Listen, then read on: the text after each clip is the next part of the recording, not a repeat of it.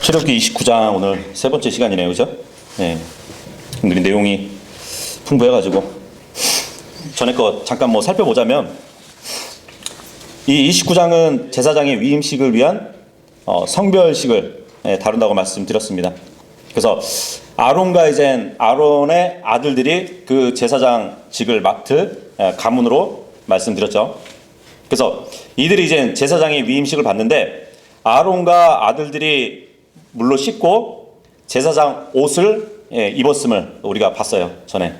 그래서 하나님은 모세에게 숫소 1마리 그리고 순양 2마리, 누룩 없는 빵, 기름이 섞인 빵, 전병을 가져와가지고 성막들로 가져와서 거기서 이제 아론과 그 아들들을 만나라고 하셨습니다. 그리고 이제 아론과 그 아들들을 먼저 물로 씻겨야 됐고 대제사장의 옷을 아론에게 입혀야 했어요.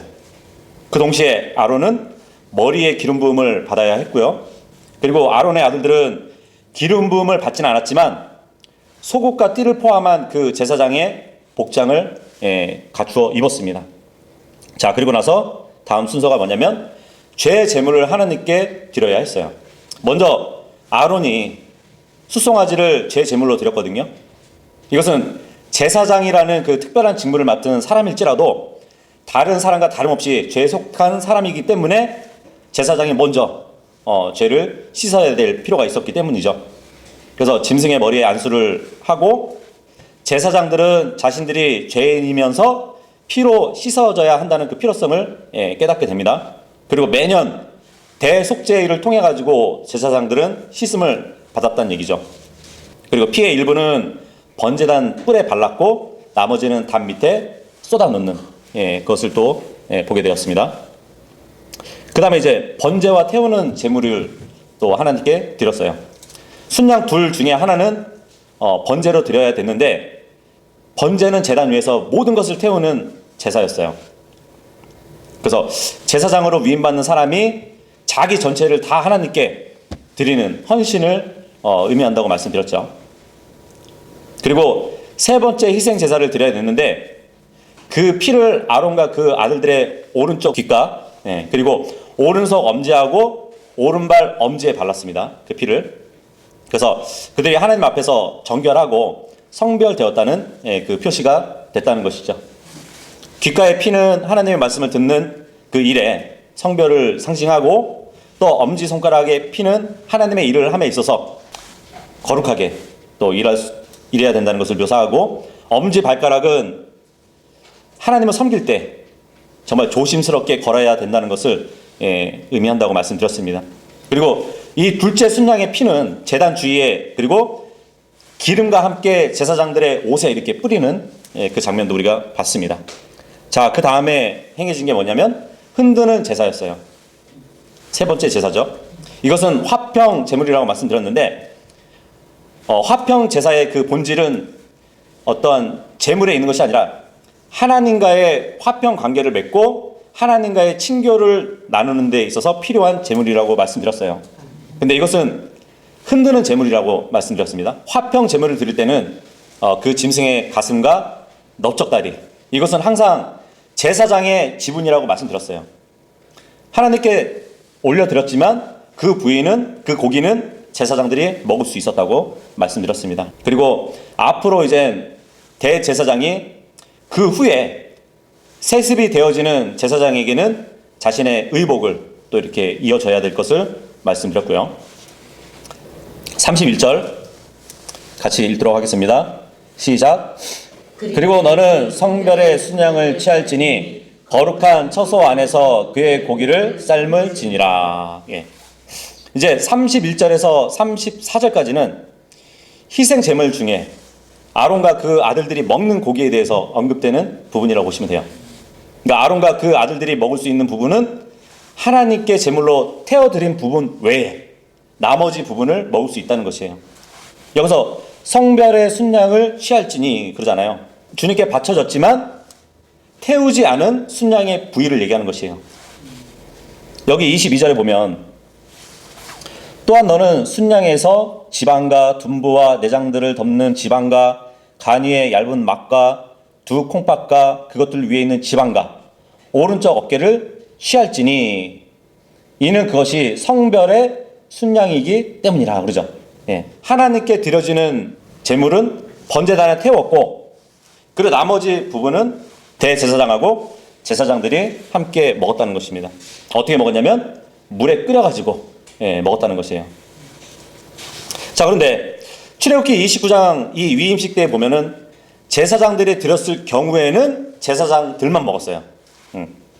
그리고 11절에서 14절에 이제 죄 제물 같은 경우, 이것은 제사장뿐만 아니라 이제 다른 사람들도 드릴 수 있었거든요. 죄의 제물은 이 죄의 제물 같은 경우는 제사장들만 먹을 수 있어요. 다른 사람이 드렸다 할지라도. 그리고 15절에서 18절 같은 경우 이건 번제잖아요. 번제. 제단 위에다가 다 태우는 것이기 때문에 남는 게 없잖아요. 그죠? 그래서 이것은 제사장들이 먹을 수 있는 부분이 없었고 단지 가죽만 남았어요.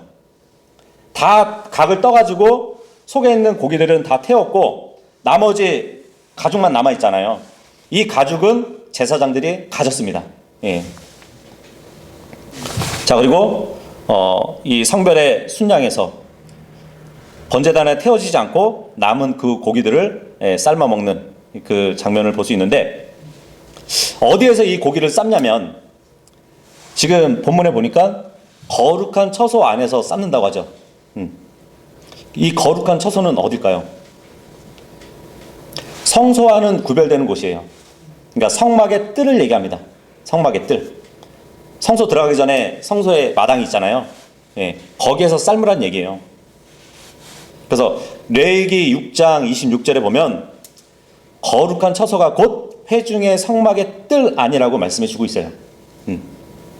그 지점에 있어서 회중의 성막문 근처라고 보시면 되죠.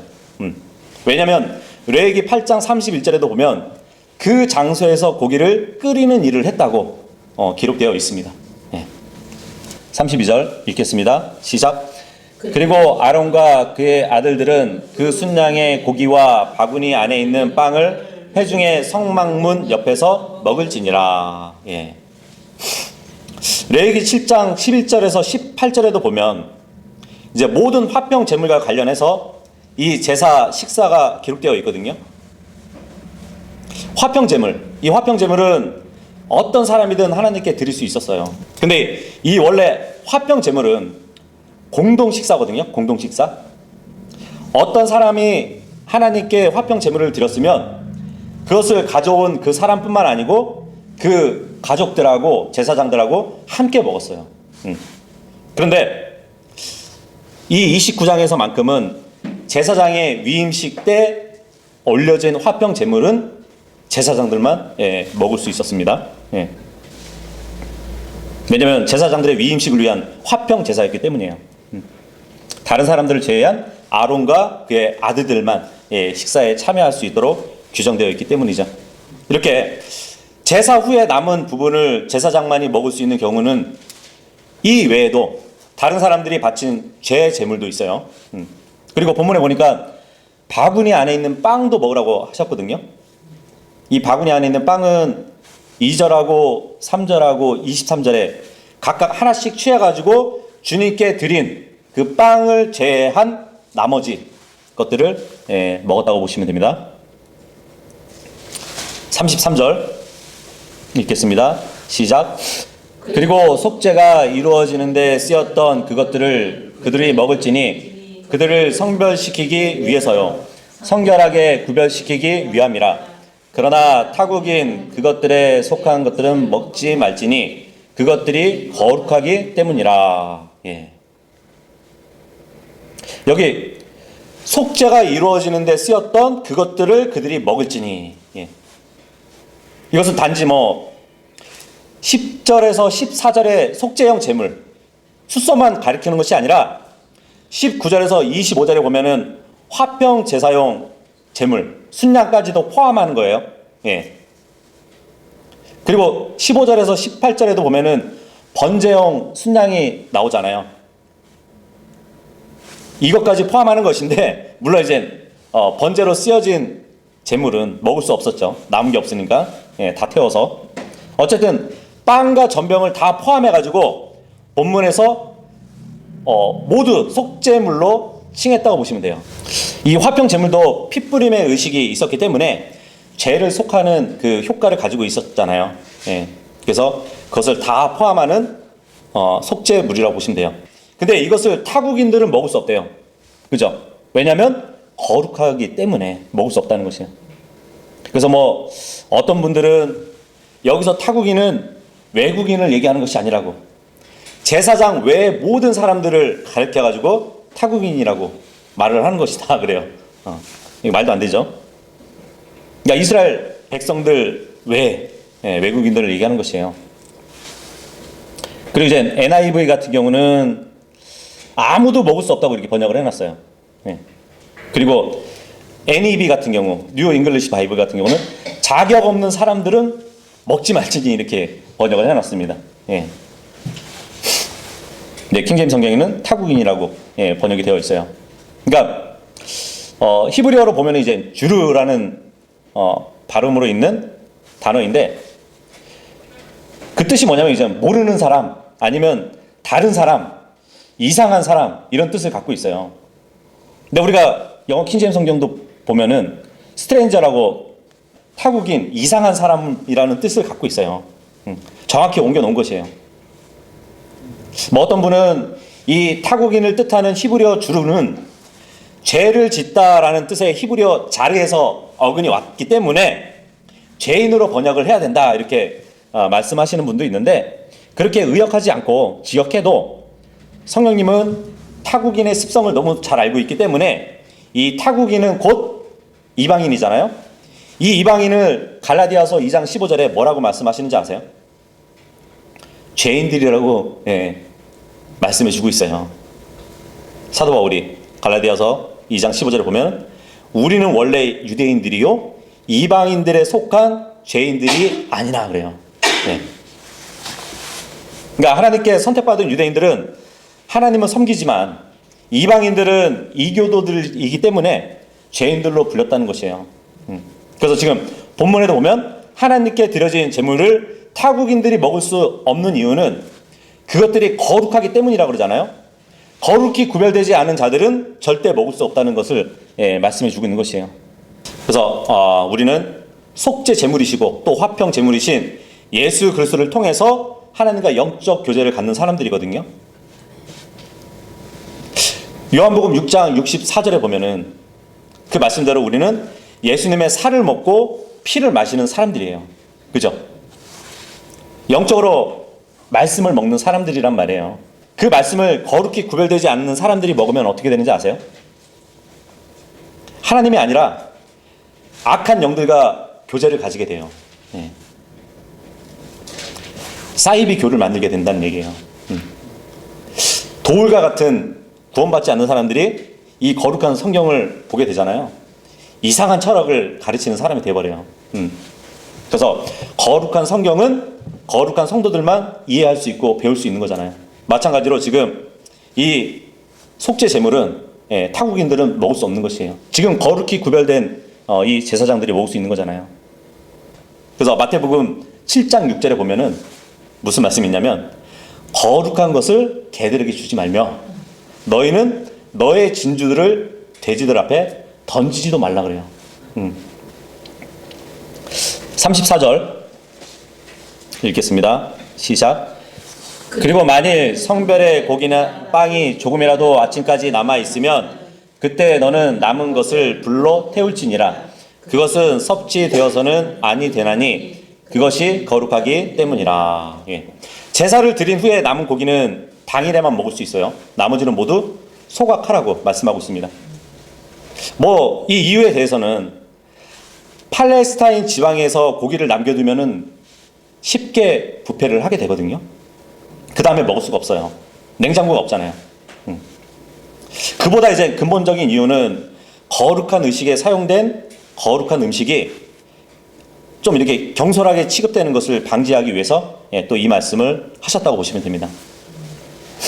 출애굽기 23장 18절에 보면은 너는 나의 희생 제물의 피를 누룩이 든 빵과 함께 바치지 말지니 나는 희생 제물의 지방도 아침까지 남겨두지 말지니라 이 말씀을 해주고 있습니다.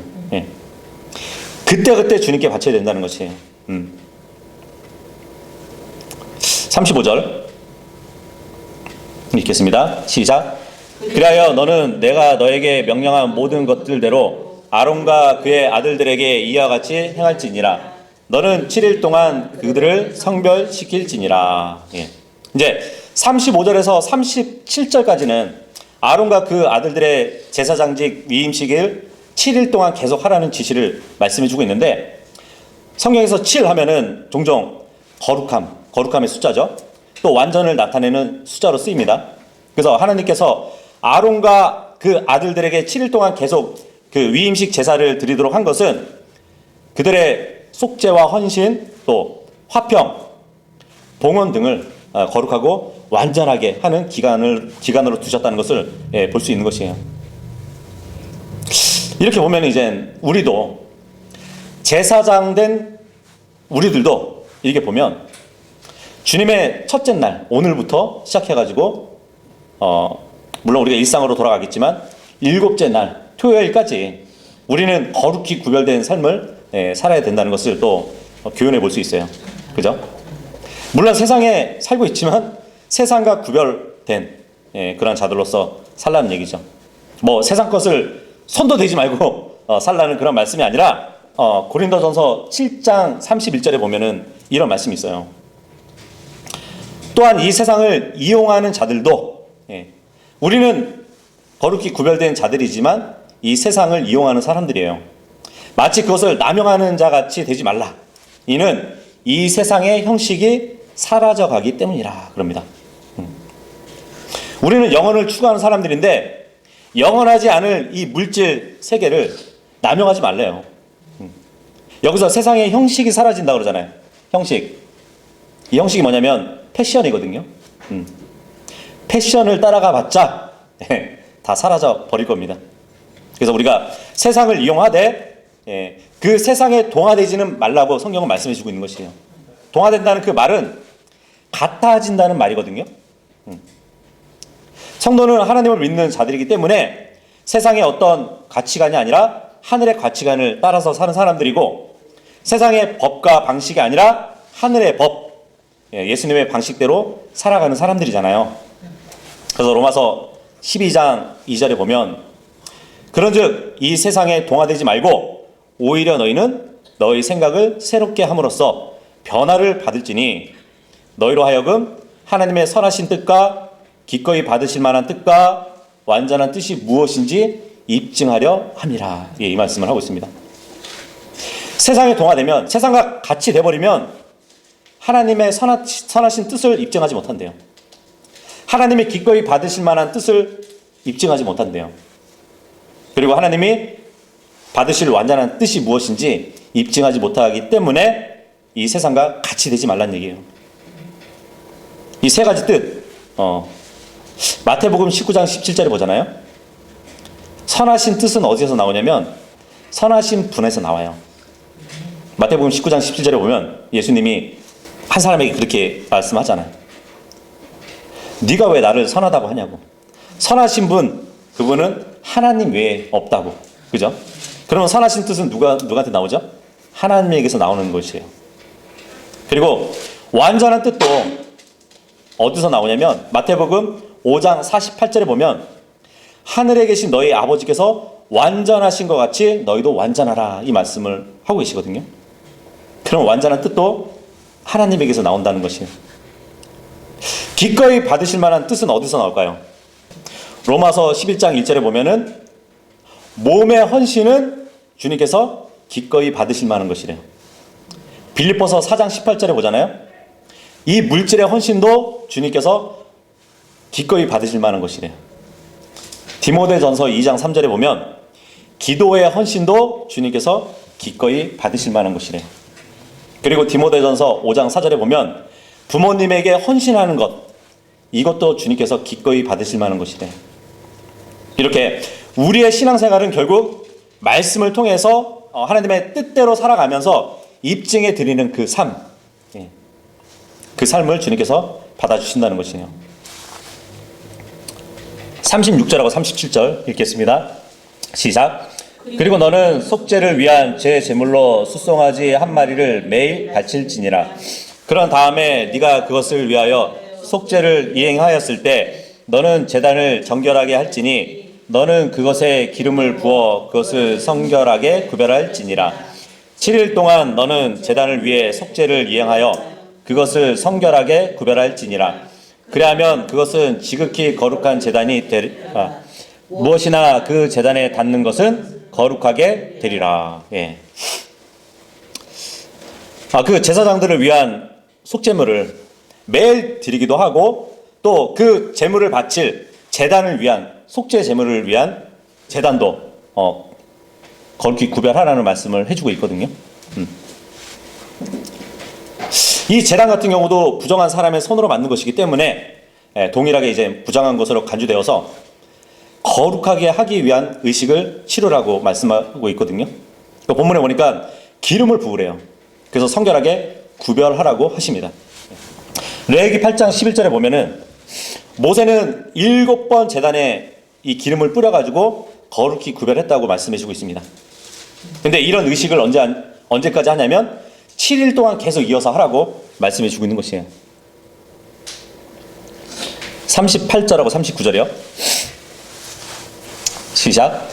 이제 이것이 네가 그 제단 위에 바쳐야 하는 것이라. 1년 된 어린 양 2마리를 날마다 계속해서 바치라. 너는 어린 양 1마리를 아침에 바칠지니라. 그리고 너는 다른 어린 양을 저녁 때에 바칠지니라. 예. 7일간의 제사장 위임식 기간 동안에 매일 드려야 하는 번제를 지금 말씀해 주고 있거든요. 이스라엘 역사상 이러한 번제는 이제 점차적으로 율법을 준수하는 데 있어서 핵심 제사가 됐어요. 그러니까 매일 드려지는 제사가 됐다는 얘기예요. 그래서 이것을 예전에 우리가 상번제라고 이렇게 불렀거든요.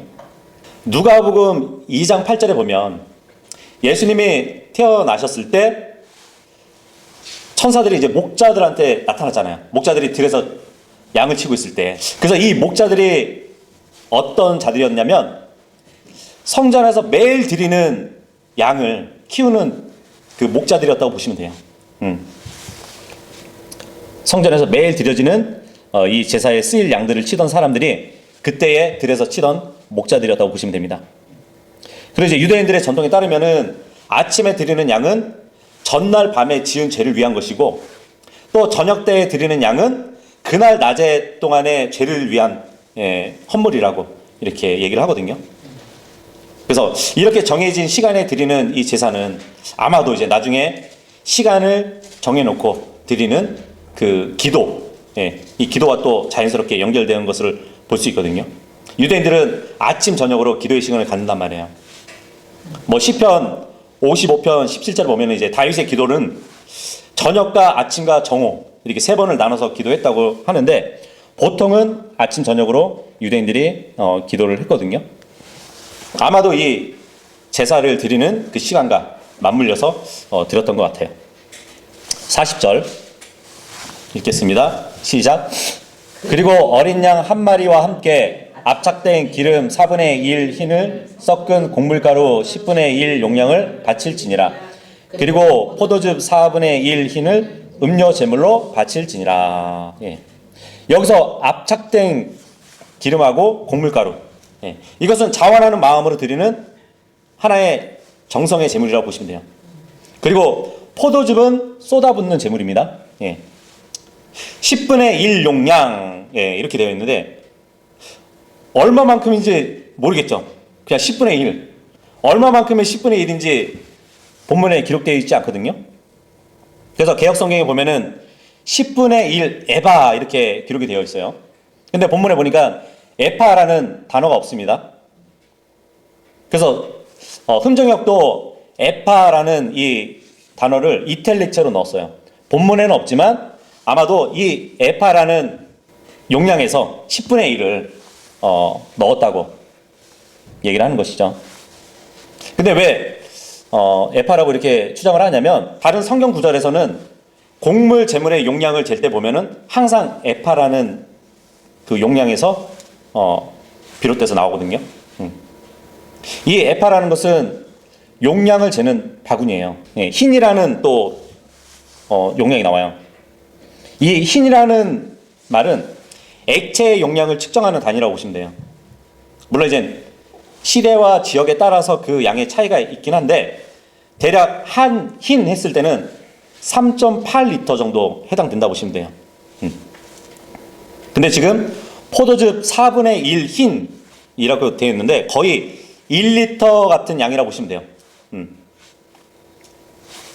자, 근데 이 포도즙을 음료 제물로 바쳤다고 하죠. 영어로 보면은 와인 포 드링크 오퍼링이라고 되어 있어요. 근데 이게 한글 킹제임스 성경에는 포도주 술 붓는 제사로 번역되어 있어요. 예. 술 붓는 제사. 아마도 이 제사가 어디서 이렇게 비롯됐냐면 창세기 35장 14절에 보면은 야곱이 베델에서 이렇게 잠들고 나서 꿈을 꾸잖아요. 그죠? 하늘에 이제 문이 열려 있는 꿈을 꾸면서 하나님과 언약 관계를 맺는단 말이에요. 주님께서 저를 돌봐주셔가지고 다시 아버지께 돌아올 그날까지 안전하게 보호해달라는 그 언약을 체결했을 때 배교로 삼았던 거기에다가 기름도 붓고 자기 음료 제물을 부었거든요. 여행했을 때 그 음료가 뭐였겠어요? 예, 포도즙이었겠죠. 그죠? 그런데 브엘세바에서 베델까지의 거리를 여행하는 길이었는데 그 거리가 100km 정도 돼요. 그러면 부지런히 걸어도 한 3일 걸렸을 거란 말이죠. 그렇다면은 자기가 뭐 떠나기 전에 순수한 포도즙을 가지고 떠났다 할지라도 그때 부었을 이 포도즙은 아마 발효가 되었겠죠. 그래서 한글 킹제임스 성경에는 술 붓는 제사로 이렇게 번역을 했습니다. 41절, 42절 읽겠습니다. 시작. 그런 다음에 너는 다른 어린 양을 저녁 때에 바칠지니 아침에 음식 제물에 따라 또 그것의 음료 제물에 따라 감미로운 향기를 위하여 주께 불로써 드려진 제물로 그것에게 행할지니라. 이것은 주 앞에 있는 회중의 성막문 앞에서 너희의 세대들에 걸쳐 지속적인 번제물이 되리라. 그곳에서 내가 너희와 만나리니 거기에서 너에게 이야기하려 함이라. 예. 뭐 다른 제사에 규칙적으로 따르는 부수적인 음식 제사를 말씀해주고 있어요. 빵, 천열매, 고운 가루, 뭐 기름, 이런 것을 바쳤다는 것이거든요. 보통 번제를 드린 뒤에 이것을 따라서 또 바쳤다는 얘기예요. 그리고 그 가루와 기름의 양은 희생 제물에 따라서 정해졌습니다. 이것은 이제 민수기 15장 2절에서 10절에 기록이 되어 있는데 이러한 제물이 드려진 다음에는 언제나 화평 제사가 또 이어진 것이에요. 근데 이 음식 제사들은 하나님께 자원해서 바치는 제물들이었어요. 자원해서 바친다는 것은 주님께 헌신한다는 의미거든요. 그래서 그 곡물들을 헌물했다고 보시면 되죠. 그리고 제사 후에 남은 부분은 이제 다른 제사와 마찬가지로 제사장의 지분들로 돌아갔어요. 그래서 제사장들이 먹었습니다. 여기 41절에 보면 너희의 세대들에 걸쳐 지속적인 번제물이 되리라 이 말씀을 해주고 있단 말이죠. 그러니까 이 번제물 중에서는 때를 따라 드리는 특별 번제가 있는 반면에 본문에서처럼 항상 아침 저녁으로 계속 드려야 하는 상번제가 있다는 것이에요.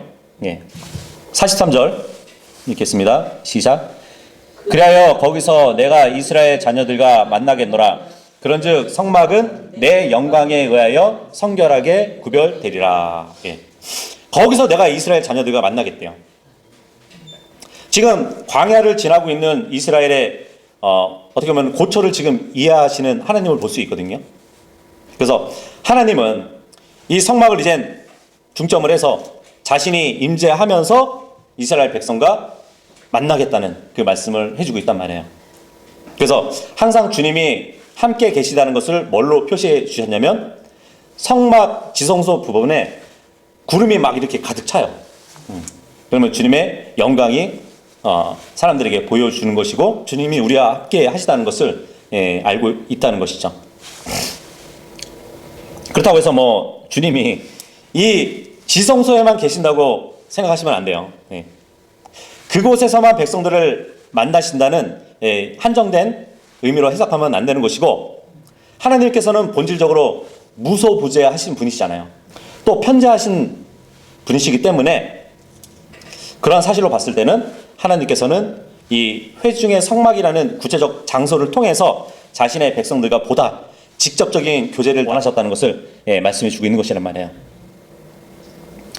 44절에서 46절입니다. 시작. 그리고 내가 회중의 성막과 그 제단을 성결하게 구별하겠노라. 또한 내가 아론과 그의 아들들 모두를 성결하게 구별하여 제사장직으로 나를 위해 섬기게 하겠노라. 그리하여 내가 이스라엘 자녀들 가운데 거하겠으니 그들의 하나님이 되겠노라.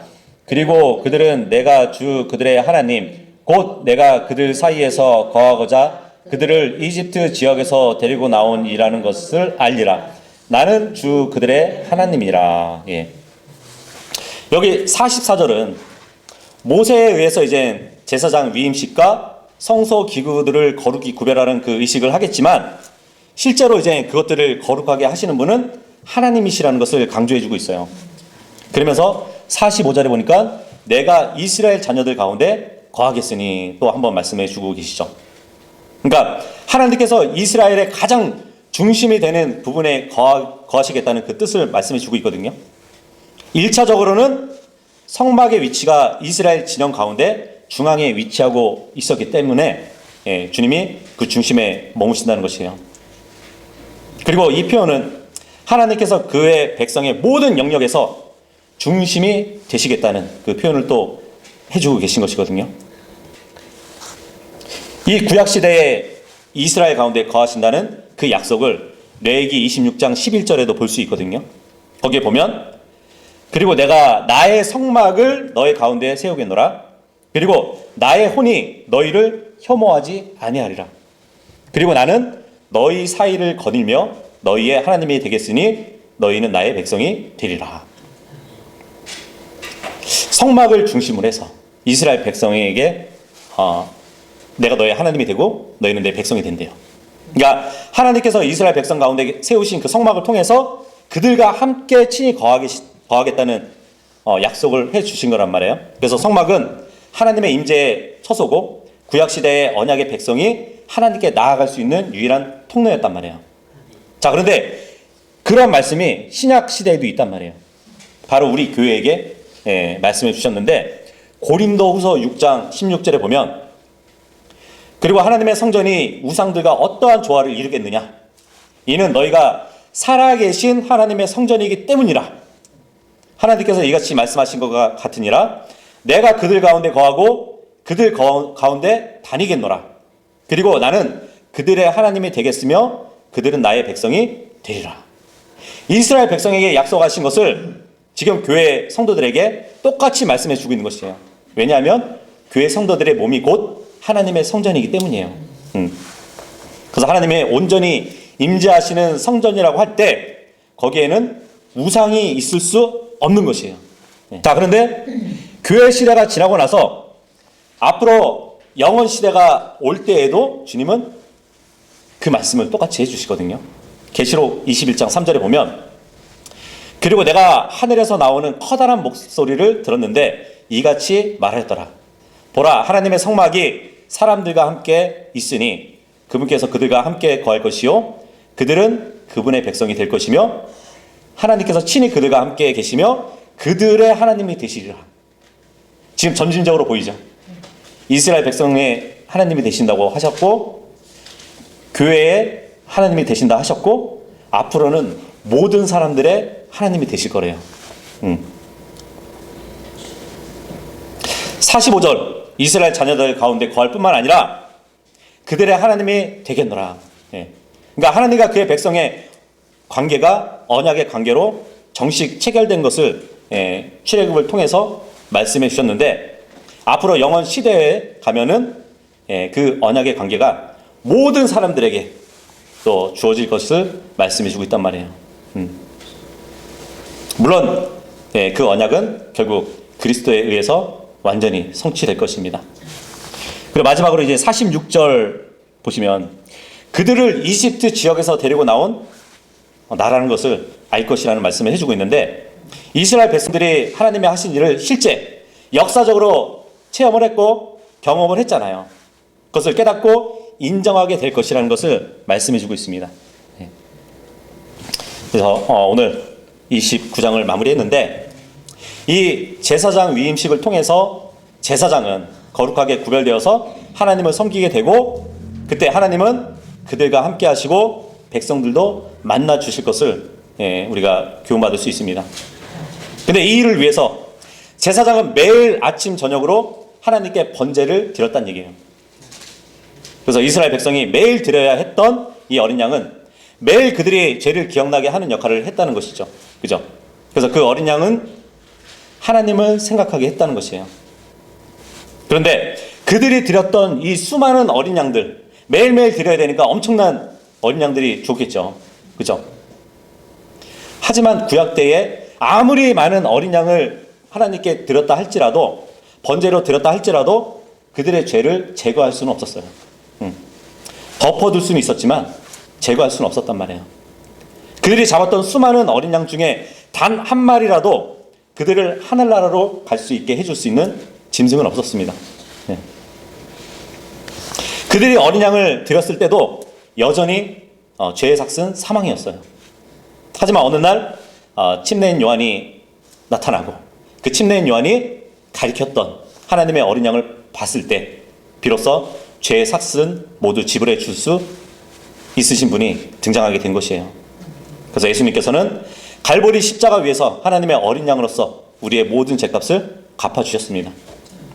그 전까지는 계속 짐승을 드렸던 것이에요. 그래서 예수님께서 십자가 위에서 우리를 위해서 자신의 생명을 내어주셨고, 보배로운 그 피를 흘려주셨을 때 세상의 모든 사람들은 모든 죄값을 치를 수 있게 되었고, 하나님의 공의는 모든 민족들에게 미치게 됐던 것이에요. 그래서 예수님의 십자가 대속 이후에는 더 이상 죄값을 치르기 위한 희생물이 필요 없게 되었던 것이죠. 예수님은 십자가 위에서 다 이루어졌다 말씀하시고 숨을 거두셨잖아요. 그래서 모든 사람의 모든 죄에 대한 값을 치른 그 일을 다 이루셨다고 말씀을 하시면서 죽으셨단 말이죠. 그래서 이제 하나님은 우리를 그리스도 안에서 거룩한 제사장들로 삼아주셔서 하나님께 나아갈 수 있게 해주셨습니다. 그래서 우리도 매일 삶에서 하나님께 거룩하게 경배드리는 그 삶이 되게 해주셨으니까, 우리가 받은 이 제사장 신분으로 만족하지만 말고 실제적으로 살아있는 희생물로 항상 하나님께 바치는 모두가 될 수 있기를 바라겠습니다. 네.